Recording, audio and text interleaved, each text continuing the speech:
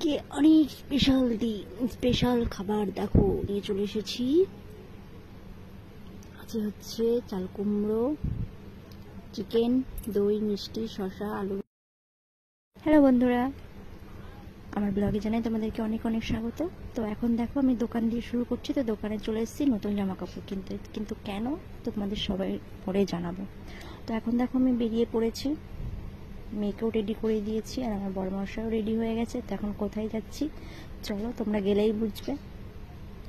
তো আজকে আমিও অরেঞ্জ, ওটাও আমার বড় মশাইটাও অরেঞ্জ কালারেরই জামা আর আমারটাও অরেঞ্জই, কিন্তু ডিপ অরেঞ্জ নয়, হালকা। তো দেখো রাস্তাটা কি সুন্দর লাগছে দেখতে, খুব সুন্দর লাগছে। তো এই ভিডিওটা আমার দিতে একটু লেট হয়ে গেল, আপডেট করতে একটু দেরি হয়ে গেল। তো এখন দেখো আমরা চলে এসেছি মিষ্টির দোকানে।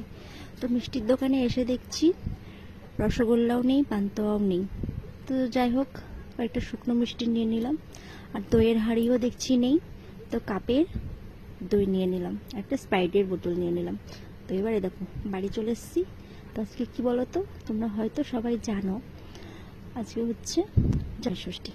তো জামাই ষষ্ঠী করতে চলে এসেছি। আর আমার বড়মশাই তো একটু লাজুক, মানে একটু লজ্জা বেশি, আসবে না কিছুতেই, জোর জবরদস্তি করে নিয়ে আসা হয়েছে। তো এদিকে দেখো ও তো কিছুতেই এসব খেতে অত পছন্দ করে না। মা বললো তাহলে এখানে একটু বসে খাও, ও তো খাবে না, তো খাটের মধ্যেই দেওয়া হয়ে গেল। তো এখন দেখো আমার মেয়েকে আমার বোন হচ্ছে একটু আলতা পরিয়ে দিচ্ছে, আর আমাকেও পরিয়ে দিয়েছে, আমাকেও এখন পরিয়ে দিচ্ছে। তো বেশ ভালোই হয়েছে, দেখতে খুব সুন্দর লাগছে।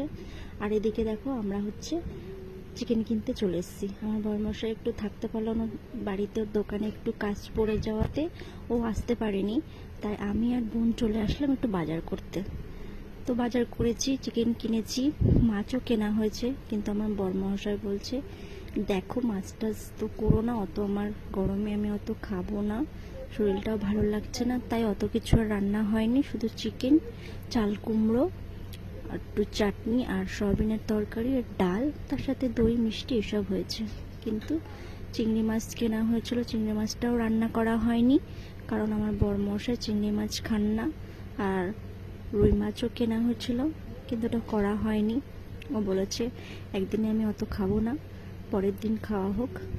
কিন্তু এটা হচ্ছে জামাই ষষ্ঠীর পরের দিনের রান্না, কারণ আমাদের বাড়িতে জামাই ষষ্ঠীতে আঁশ জাতীয় রান্না করে না, নিরামিষ খাবার খাওয়া হয়।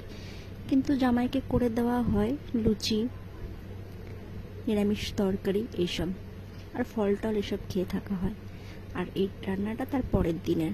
তো আমার ভিডিওটা হচ্ছে দিতে একটু লেট হয়ে গেছে, আমি কিছু সমস্যা থাকায় এটা আমি জামাই ষষ্ঠীর দিন আমি আপলোড করতে পারিনি।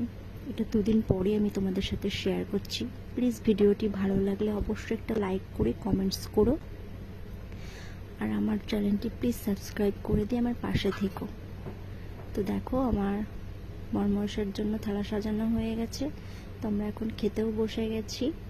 তো রান্নাগুলো খুব ভালো হয়েছিল, আমার মা সব রান্না করেছিল। আর চিকেনটা আমার বোন কিছুটা আর আমি কিছুটা রান্না করেছিলাম। তো এদিকে দেখো আমার মাও বসে পড়েছে খাবার নিয়ে, মা কিছুতেই আসতে চাইছিল না। তো আমি বললাম আসো সবাই মিলে একসাথেই খাবার খাওয়া হোক।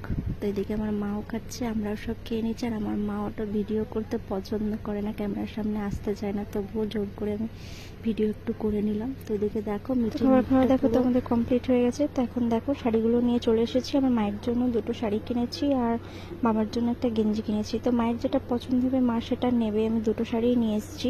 আর বিয়ের 5টা বছর পর এই জামাই ষষ্ঠী করতে আসলাম, বিয়ের প্রথম ষষ্ঠী আমাদের করা হয়নি, এটাই আমাদের প্রথম ষষ্ঠী। তো ভিডিওটি কেমন লাগলো